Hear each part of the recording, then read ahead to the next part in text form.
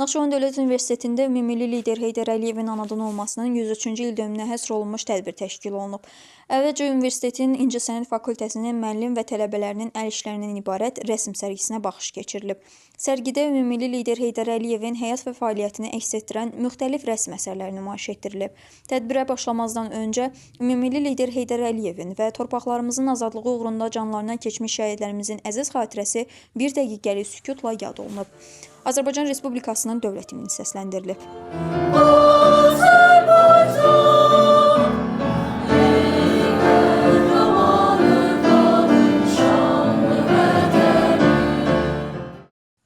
Naxçıvan Dövlət Universitetinin rektoru Elbrus İsayev çıxışında Ulu Öndərin həm Sovet dövründə, həm də müstəqillik illərində ölkəyə rəhbərlik etdiyi mərhələlərin Azərbaycanın inkişafında mühüm dönüş nöqtəsi olduğunu bildirib. Qeyd edilib ki, ümummilli liderin qurucusu olduğu müstəqil Azərbaycan, Prezident İlham Əliyevin rəhbərliyi ilə davamlı inkişaf yolunda irəliləyir və yeni zirvələr fəth edir. O da vurğulanıb ki, uzun illər həm iqtisadi, siyasi, hərbi, həm də diplomatik sahədə həyata keçirilən məqsədyönlü siyasət nəticəsində Azərbaycan ərazi bütövlüyünü və suverenliyini bərpa edib.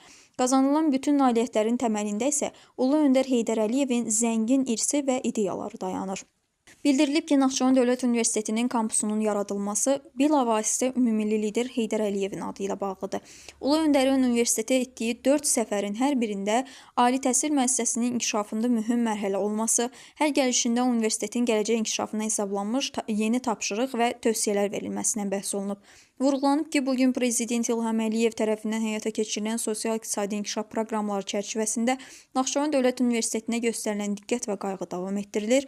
Universitetin nəzdində fəaliyyət göstərən müxtəlif təhsil müəssisələrinin inkişafı istiqamətində mühüm addımlar atılır.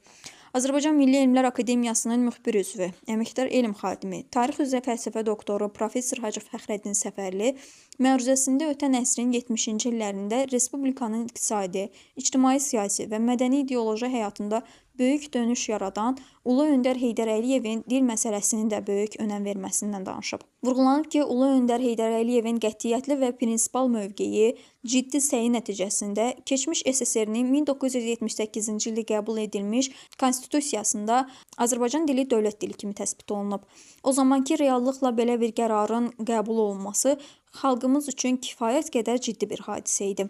Azərbaycan Tələbə Gənclər Təşkilatları İttifaqının sədri Rəşad Zeynalov çıxışında Ulu Öndər Heydər Əliyevin gənclər siyasətindən və gənclərə yaradılan şəraitdən bəhs edib.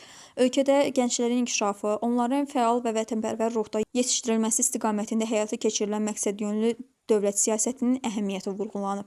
Tədbirin bədii hissəsində Azərbaycan Respublikasının əməkdar artisti, dosent Mübariz Əsgərovun bədii rəhbərliyi ilə Naxçıvan Dövlət Universitetinin simfonik orkestrinin konsert proqramı təşkil olunub. Konsert proqramında Rauf Mirişlinin Məşəl kimi yanan ürək, Adının şöhrət, şan yerimiz, Kamalın Sən elə bir zirvəsən, Cahangir Cahangirovun Alagöz əsərləri ifa edilib. Sonda isə Eldar Mansurovun İlhamla Sabaha əsəri bütün tədbir iştirakçıları ilə birgə oxunub.